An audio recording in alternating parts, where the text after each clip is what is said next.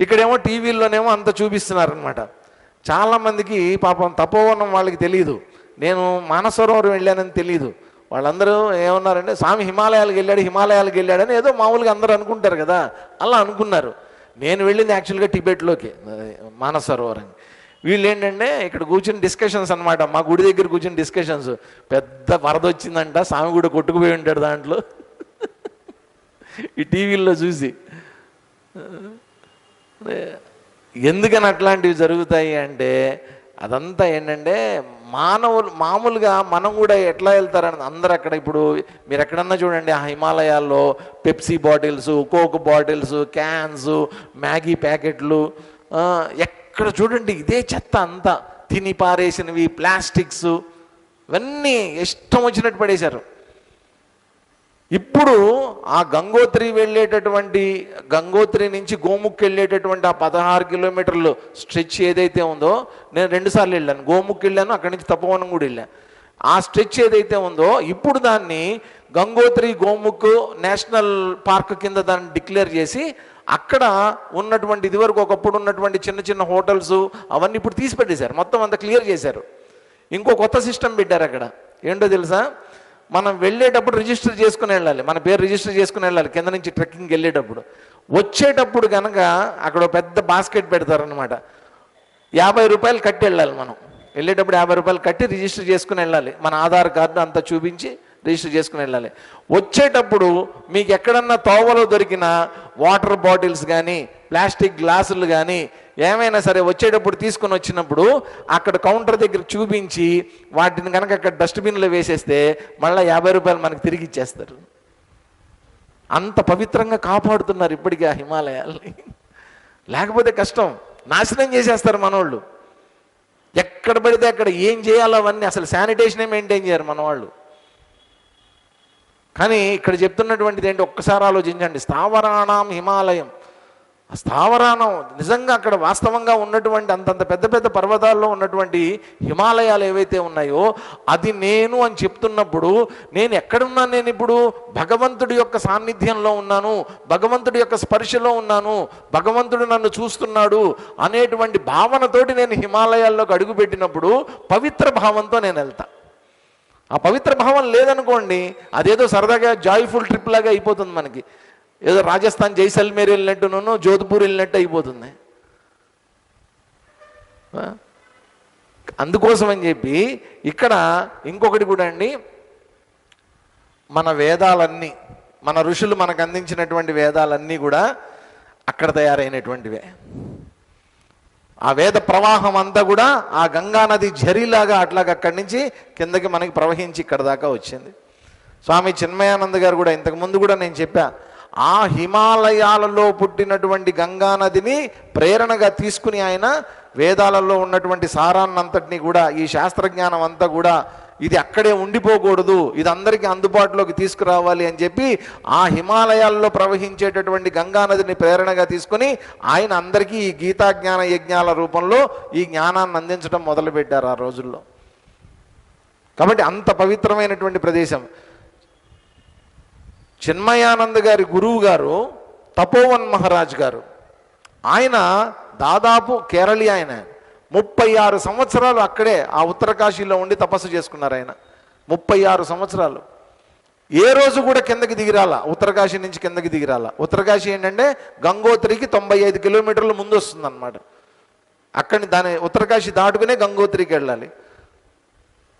36 సంవత్సరాలు అక్కడే ఉండిపోయారు. ఆయనకి తపోవన్ మహారాజ్ గారికి హిమాలయాల్లో ఉన్నటువంటి పేరేంటో తెలుసు, ఆయన హిమవద్ విభూతి అంటారు ఆయన్ని.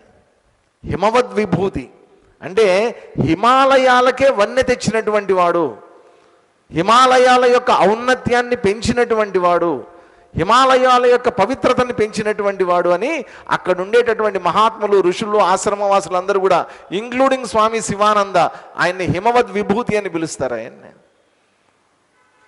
ఎందుకంటే ఆ హిమాలయాలు ఒకసారి ఎలాంటివంటేనండి, వాటి యొక్క దీంట్లో పడ్డాము అంటే, నేను హిమాలయాల గురించి చెప్పుకుంటూ పోతే ఎంతసేపు ఏం చెప్పుకుంటూ వెళ్ళిపోతాను. ఆ హిమాలయాలు అలాంటివి అనమాట. ఒక్కసారి దాన్ని టచ్ చేసాము అంటే అది ఎలాంటిదంటే లాక్కెళ్ళిపోతాయి మనని. మళ్ళీ మళ్ళీ మళ్ళీ మళ్ళీ వెళ్ళాలనిపిస్తుంది అనమాట. అదేంటో విచిత్రం ఆ హిమాలయాల్లో ఉంటుంది. ఎన్నిసార్లు వెళ్ళినా తృప్తి అనేటువంటిది ఉండదన్నమాట. ఏదో ఒక రకంగా అక్కడికి వెళ్ళాలనిపిస్తూ ఉంటుంది.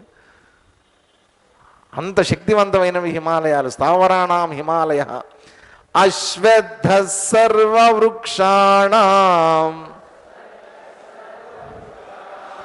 దేవర్షీణాం చ నారదః గంధర్వాణాం చిత్రరథః సిద్ధానాం కపిలో మునిః అశ్వత్థ సర్వవృక్షాణాం దేవర్షీణాం చ నారదః గంధర్వాణాం చిత్రరథః సిద్ధానాం కపిలో మునిః సర్వవృక్షాణం అశ్వత్థ అస్మి. అన్ని వృక్షాల్లోకెల్లా నేనెవరు? అశ్వత్థ వృక్షాన్ని నేను. అశ్వత్థ వృక్షం మనకు తెలుసు, అన్ని దేవాలయాల్లో అశ్వత్థ వృక్షాన్ని పెడతారు. అశ్వత్థ వృక్షం అంటే ఏంటి? రావి చెట్టు. ప్రతి చోట రావి చెట్టు పెడతారు. మరి 2 రీజన్స్ అన్నమాట. ఒకటి ఏంటంటే రావి చెట్టు అన్ని చెట్లలోకెల్లా ఎక్కువ కాలం జీవించగలిగినటువంటి శక్తి ఉన్నటువంటి చెట్టు రావి చెట్టు. అన్ని చెట్లలోకి కూడా, అన్ని వృక్షాలలోకి ఎక్కువ కాలం జీవించగలిగినటువంటి శక్తి దానికి ఉంది. ఇంకొకటి ఏంటంటే రావి చెట్టుకు ఉండేటటువంటి మరొక ఔన్నత్యం గురించి చెప్పేటటువంటిది ఏంటంటే అదేదో కెమికల్ ఇది చెప్పారు దాని కాంబినేషన్. మామూలుగా మనకి జరిగేటటువంటిది ఏంటి? వృక్షాలన్నీ ఏం చేస్తాయి? రాత్రిపూట తీసుకుని విడుదల చేస్తాయి కదా. పగలంతా ఏం చేస్తాయి? పగలంతా ఆక్సిజన్ని తీసుకొని, కార్బన్ డైఆక్సైడ్ని తీసుకొని ఆక్సిజన్ని విడిచిపెడతాయి. రాత్రిపూట ఆక్సిజన్ని తీసుకుని కార్బన్ డైఆక్సైడ్ని విడిచిపెడతాయి. కానీ అశ్వత్థ వృక్షం అట రాత్రిపూట కూడా ఆక్సిజన్ని రిలీజ్ చేసే గుణం ఉంటుందట దానికి. రాత్రిపూట కూడా ఆక్సిజన్ని సప్లై చేస్తుందట. అంత శక్తివంతమైంది. అందుకని అశ్వత్థము అన్నారు. అశ్వత్థము అంటే మళ్ళీ దీని గురించి 15వ అధ్యాయంలో కూడా చర్చ మనకు వస్తుందన్నమాట. అశ్వత్థ వృక్షం ఎలాంటి వృక్షం అనేటువంటిది ఇంకా డీటెయిల్డ్గా అక్కడ చెప్తారు మనకి. అప్పుడు కూడా దీని గురించి చూద్దాం. మామూలుగా ఏంటంటే మన వాళ్ళు కూడా చాలామంది అశ్వత్థ నారాయణుడు అని చెప్పి పూజ చేస్తూ ఉంటారు. అశ్వత్థ నారాయణ వ్రతం ఏదో ఉంది, ఆ వ్రతం చేస్తూ ఉంటారు. ఇవన్నీ జరుగుతూ ఉంటాయి. మామూలుగా అశ్వత్థము అనేటువంటి దాని యొక్క అర్థం ఏంటంటే శ్వః అంటే రేపు అని అర్థం. శ్వః అంటే రేపు. అశ్వ రేపు లేనటువంటిది. రేపు లేనటువంటిది ఏంటి? రేపు అనేటువంటిది లేదు, ఇవాళ ఉన్నటువంటిదే వాస్తవం. ఇవాళ ఉన్నటువంటిది ఏంటి? ఆ చైతన్యం ఇప్పుడు ఉంది. ఆ చైతన్యాన్ని అనుభవించడానికి, తెలుసుకోవడానికి నువ్వు ఇప్పుడు ఉన్నావు. రేపు ఉంటావో లేదో తెలీదు. రేపు నువ్వు ఉంటావో లేదో తెలీదు. కాబట్టి రేపు లేనటువంటిది అని చెప్పడం. ఇవాళ ఉన్నటువంటి జీవుడు ఎవరైతే ఉన్నారో ఆ జీవుడిలో వ్యక్తం అవుతున్నటువంటిది అశ్వత్థ చైతన్యం అంటారు. అందుకని అశ్వత్థ వృక్షానికి పూజలు చేయటం, అశ్వత్థ వృక్షానికి ప్రదక్షిణలు చేయటం, దాని కింద నాగుల్ని ప్రతిష్ఠించడం, ఇదంతా కూడా ఆ రోజుల్లో చక్కగా చేశారు. మా దేవాలయంలో అశ్వత్థ వృక్షం ఉంది. దేనికి ఉపయోగపడుతుందో తెలుసా? అది నాకు ఇప్పటికీ అర్థం కాని విషయం ఏంటంటే, ఇప్పుడు మన ఇంట్లో ఏదన్నా మనకి పనికిరాని బట్టలు ఉన్నాయి అనుకోండి, పాత బట్టలు ఉన్నాయి, ఏం చేస్తాం? ఎవరికో ఒకళ్ళకి ఇచ్చేస్తాం. వాడగలిగినటువంటి వాళ్ళకి, సరిపోయేటటువంటి వాళ్ళకి పాత బట్టలు ఇచ్చేస్తాం. లేదా మరి ఈ రోజుల్లో ఇంకా ఇస్తున్నారో నాకు తెలియదు, కానీ చిన్నప్పుడైతే మా అమ్మ స్టీల్ సామాన్ల వాళ్ళకి వేసేది. ఇప్పటికి ఇస్తున్నారు అట్లాంటివి? ఏమో మరి నాకు తెలీదు. స్టీల్ సామాన్ల వాళ్ళు ఇంటి దగ్గరికి వచ్చేవాళ్ళు. స్టీల్ సామాన్లే, పాత బట్టలు ఇస్తే స్టీల్ గిన్నెలు ఇచ్చేవాళ్ళు, క్యారేజీలు అవన్నీ కొనేవాళ్ళు అప్పట్లో. అట్లా ఇచ్చేస్తారు. ఇప్పుడు కొత్తగా ఏదో ఏదో ఏం బజారు, స్మార్ట్ బజారో ఏదో, దాంట్లో ఏదో కేజీ బట్టలకి 100 రూపాయలు ఎంత ఇస్తారట. టీవీలో అడ్వర్టైజ్మెంట్ వస్తుంది. కేజీ పాత సామాన్లు ఇస్తే 100 రూపాయలు ఇస్తారట. కేజీ బట్టలు ఇస్తే 100 రూపాయలు ఇస్తారట.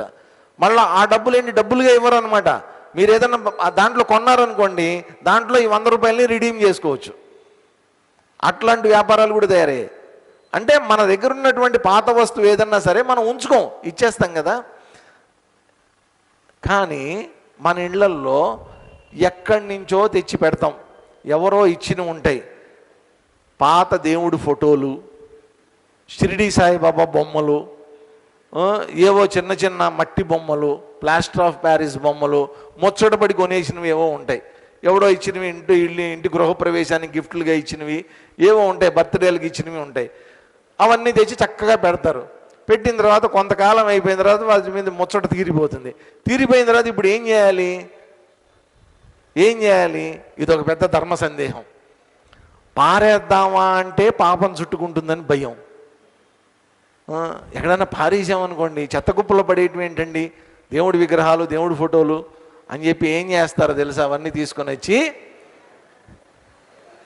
ఆ అశ్వత్థ వృక్షం మొదట్లో చాలా భక్తిపూర్వకంగా పెట్టి వెళ్ళిపోతారనమాట. వాళ్ళ భక్తి అంతా అప్పుడు కనిపిస్తుంది.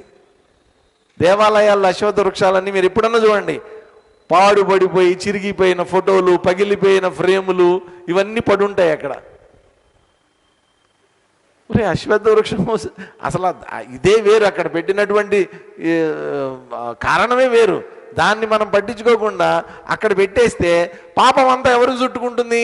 దేవాలయం వాళ్ళకి చుట్టుకొని, ఆ దేవాలయం కమిటీలు వాళ్ళు ఎవరో ఉంటారో ఆ పాపం వాళ్ళకి చుట్టుకొని మనం వదిలించేసుకుందాం అనుకొని తెచ్చి అన్నీ ఆడ పారేస్తారు. ఏం చేస్తాం? మేము కూడా ఏం చేయాలో మాకు అర్థం కాదు. సంవత్సరానికి ఒకసారి అన్ని మూట కట్టి పక్కన పెడుతూ ఉంటాం అనమాట. ఎప్పుడో ఆ హెచ్ఎల్సి కెనాల్ పారుతూ ఉంటుంది చూసారా, తీసుకుని వెళ్ళి దాంట్లో పడేసి వస్తాం మేము కూడా. ఆ పని మాకు అప్పచెప్తారు వాళ్ళు.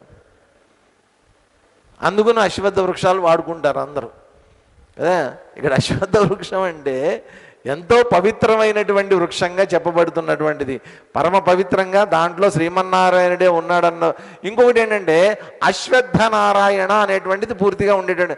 చాలామందికి ఇక్కడ అనంతపురంలోనే నేను చూశాను, అది అశ్వత్థ అనరు, అశ్వర్థ అంటారు. మధ్యలో ఆ రకారం ఎక్కడి నుంచి వస్తుందో నాకు అర్థం కాదు. అశ్వర్థ అంటారు. అశ్వర్థ కాదు, అశ్వత్థ. ఆ రా అనే శబ్దం లేదు దాంట్లో. అశ్వత్థ నారాయణుడు ఆయన. దేవర్షీణాంచ నారద, దేవర్షులలో మామూలుగా ఋషులు ఉండేటటువంటిది మానవుల్లో, కానీ దేవతల్లో ఉన్నటువంటి ఏకైక ఋషి ఎవరన్నా ఉన్నారు అంటే కేవలం నారదుడు మాత్రమే. ఈ నారదుడు కూడా ఏం చేస్తాడు? అన్ని లోకాల్లో తిరుగుతూ ఉంటాడు ఆయన, త్రిలోక సంచారి. అన్ని లోకాల్లో తిరుగుతూ ఉంటాడు ఆయన. ఆ తిరుగుతున్నప్పుడు ఆయన ఏం చేస్తూ ఉంటాడంటే, ఆయనకు చిన్న అలవాటు ఉంది. ఏంటి? జుట్టు ముడేస్తాడు ఆయన. అగ్గిపుల్ల స్వామి అంటారు ఆయనకు నిక్ నేమ్ అనమాట, అగ్గిపుల్ల స్వామి అనమాట. ఏం చేస్తాడంటే అగ్గిపుల్ల వేస్తాడనమాట. ఇప్పుడు యాక్చువల్గా ఏంటంటే కలహభోజనుడు, కలహప్రియుడు, ఇటువంటి పేర్లన్నీ పాపం అనవసరంగా నిక్ నేమ్స్ ఆయనకి పెట్టారనమాట. కలహభోజనుడే ఆయన, కలహాల్ని తింటాడు, అది వేరే విషయం. కానీ ప్రతి కలహం వెనకాతల ఒక ఉత్తమమైనటువంటి లోకోద్ధరణ కార్యక్రమం అనేటువంటి జరుగుతూ ఉంటుంది. ప్రతి కలహం వెనకాతల లోకోద్ధరణ అనేటువంటిది ఉంటుంది. అందుకోసం ఆయన కలహాలు పెడుతూ ఉంటాడు. ఆ కలహాల నుంచి లోకోద్ధరణ అనేటువంటిది చేస్తూ ఉంటాడు ఆయన. ఈయన ఏం చేస్తూ ఉంటాడు? ఈ నారాయణ నామ జపం చేసుకుంటూ ముల్లోకాలు తిరుగుతూ నారాయణ నామాన్ని గానంగా మార్చి చక్కగా ప్రచారం చేస్తూ ఉంటాడు అనమాట. ఒక ప్రచార రథం లాంటి వాడు ఆయన. అన్ని లోకాలు తిరుగుతూ ఉంటాడు. అందుకని నారద దేవర్షీణాం గంధర్వాణాం చిత్రరథ. గంధర్వులు, ఈ గంధర్వులు ఎవరంటే పూర్వకాలం నిన్న మనం చూసాం, యక్షులు, కిన్నెరులు, కింపురుషులు, గంధర్వులు వీళ్ళందరూ కూడా ఏంటంటే కంటికి కనిపించకుండా తిరుగుతూ ఉంటారనమాట. ఆకాశ మార్గాల్లో తిరుగుతూ ఉంటారు. వీళ్ళంతా ఈ గంధర్వులు ముఖ్యంగా ఎవరంటే వీళ్ళకి అనేక రకాలైనటువంటి మానవాతీత శక్తులు ఉంటాయి వీళ్ళకి. వీళ్ళంతా ఏంటంటే ముఖ్యంగా కళాకారులు. వీళ్ళంతా గంధర్వులు అనమాట. గంధర్వులంతా కళాకారులు. మంచిగా పాటలు పాడటం, మంచిగా ఇన్స్ట్రుమెంట్స్ వాయించటం, మంచిగా నృత్యం చేయటం, ఈ రకమైనటువంటి కళాకారులందరూ ఎవరైతే ఉన్నారో వాళ్ళందరూ ఏ వర్గానికి చెందినటువంటి వాళ్ళు? గంధర్వ వర్గానికి చెందినటువంటి వాళ్ళు. ఇప్పుడు మామూలుగా మనం ఎస్పి బాలసుబ్రహ్మణ్యం గారిని అంటాం. ఏమంటాం ఆయన్ని? గాన గంధర్వుడు అండి అంటారు. మధ్యలో గంధర్వుడు ఎక్కడి నుంచి వచ్చాడయ్యా? గంధర్వుడు ఎందుకు వచ్చాడు మధ్యలో? గంధర్వులు బాగా పాడుకుంటారు కాబట్టి, గంధర్వులు బాగా ఇన్స్ట్రుమెంట్స్ వాయిస్తారు కాబట్టి. ఇగో ఇక్కడ కూడా ఉన్నారు మన నాగరాజు గారు, అగో ఆ చిన్మయి, వీళ్ళంతా ఈ వర్గానికి గంధర్వ వర్గానికి చెందినటువంటి వాళ్ళు. వీళ్ళంతా పాటలు పాడుకుంటూ, నిజంగా అండి అదొక అదృష్టం. ఏ పని లేకపోతే భగవన్నామ సంకీర్తన హ్యాపీగా ఆనందంగా చేసుకోవడానికి ఒక చక్కటి అవకాశం. నేను అందరికీ చెప్తా, అరే నేను చిన్నప్పుడు చేసినటువంటి నెగ్లిజెన్స్ ఎవరూ చేయకండి, అందరూ అంతో ఇంతో పాటలు నేర్చుకోండి జీవితంలో. చిన్నప్పుడు మాకు అవకాశం లేదు, మేము అంతసేపు ఏంటంటే డ్యాన్సులు గీన్సులు వాటిలో పడిపోయి జీవితం నాశనం చేసుకున్నాం.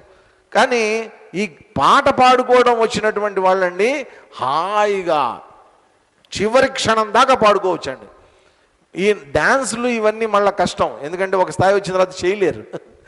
కానీ గానం అనేటువంటిది మాత్రం ఏ స్థాయిలో ఏ వయసుతో సంబంధం లేకుండా హ్యాపీగా మనసులో భగవంతుడు ఉన్నంతసేపు గానం చేసుకోవడానికి అవకాశం ఉన్నటువంటిది.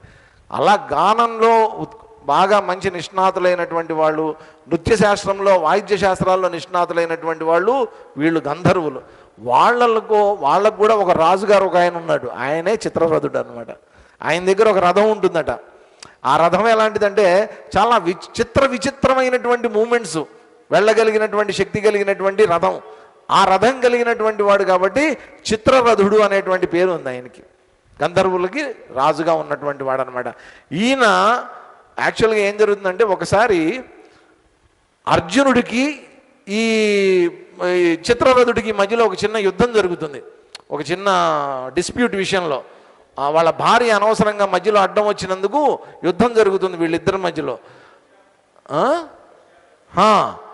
జరిగినప్పుడు ఏమవుతుందంటే,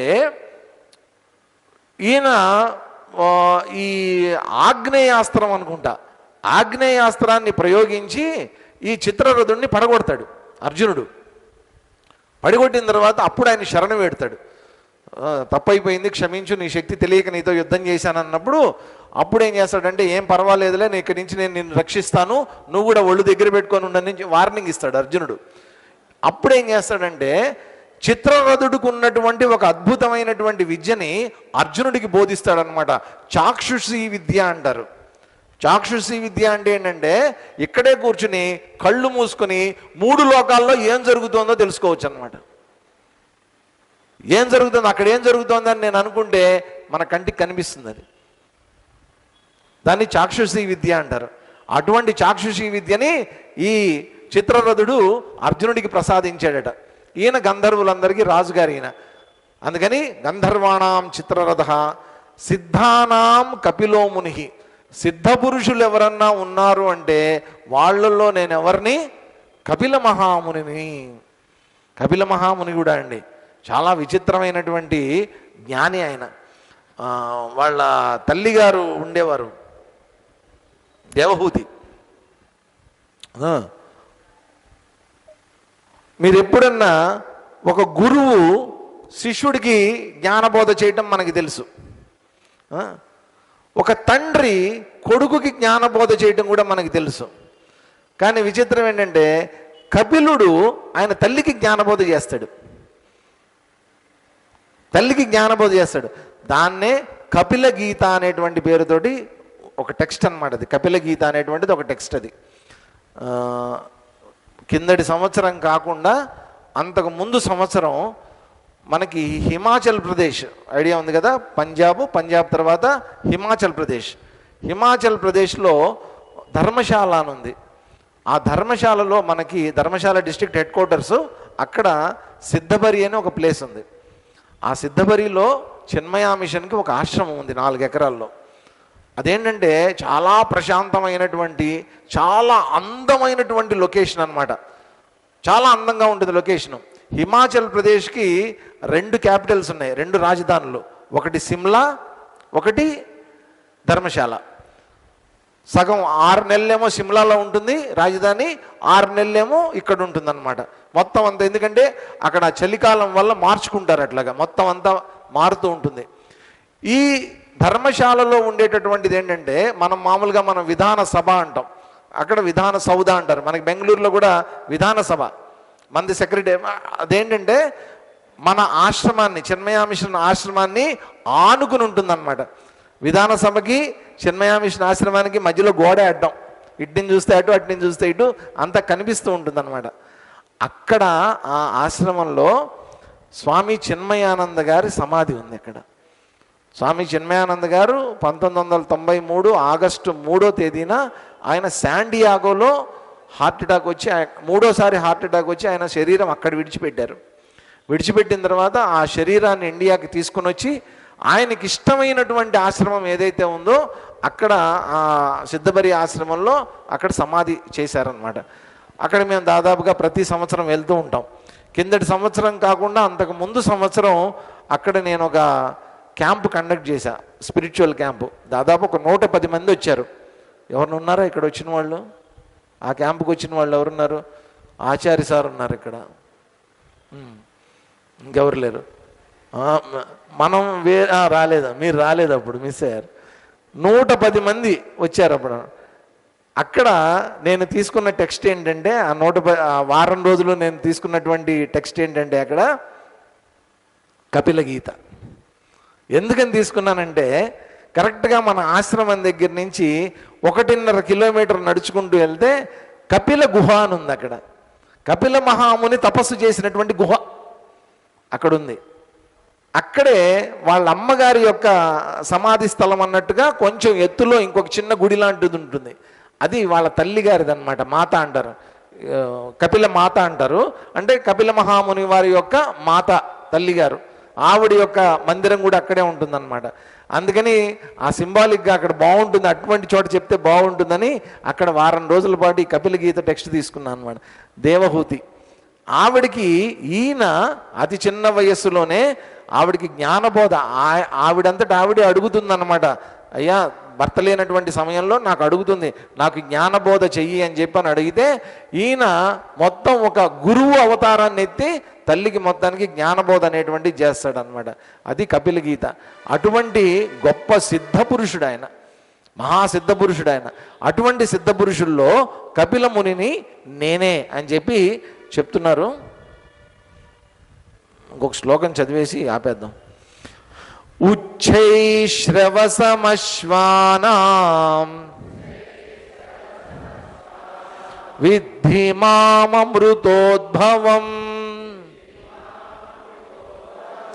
ఐరావతం గజేంద్రాణాం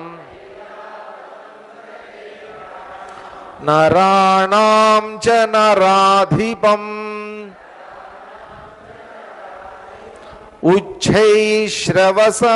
ఉచ్చైశ్రవసమశ్వానాం విద్ధి మామృతోద్భవం ఐరావతం గజేంద్రాణాం నరాణాం చ నరాధిపం. అమృతోద్భవం అశ్వానాం ఉచ్చై శ్రవసం. అమృతోద్భవం ఎప్పుడు జరిగింది? అమృతోద్భవం క్షీరసాగర మదన సమయంలో అమృతోద్భవం జరిగిందనమాట. ఆ సమయంలో దాదాపు 24 మణులు అంటారు.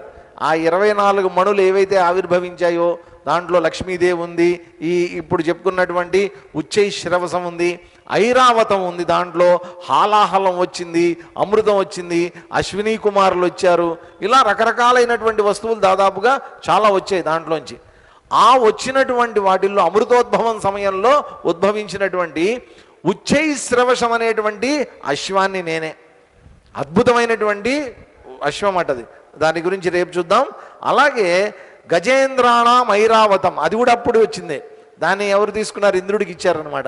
ఇంద్రుడు దాన్ని వాహనంగా ఉపయోగించుకుంటుంటాడు. తెల్లటి ఏనుగు, మామూలుగా ఏనుగులకి 2 దంతాలు ఉంటాయి, ఆ ఏనుగుకి మాత్రం 4 దంతాలు ఉంటాయట. కాబట్టి అట్లాంటి దంతాలు కలిగినటువంటి ఏనుగు.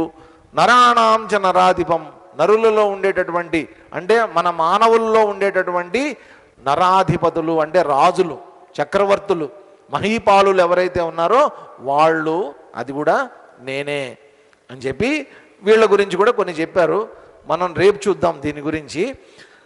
రేపటికి ఒక మామూలుగా రేపు మనకి ఉగాది. మామూలుగా ఉగాది రోజున ఏంటంటే మనం ఏం చేస్తామంటే ఏం చేసుకుంటాం మామూలుగా ఉగాది పచ్చడి తింటాం కదండి.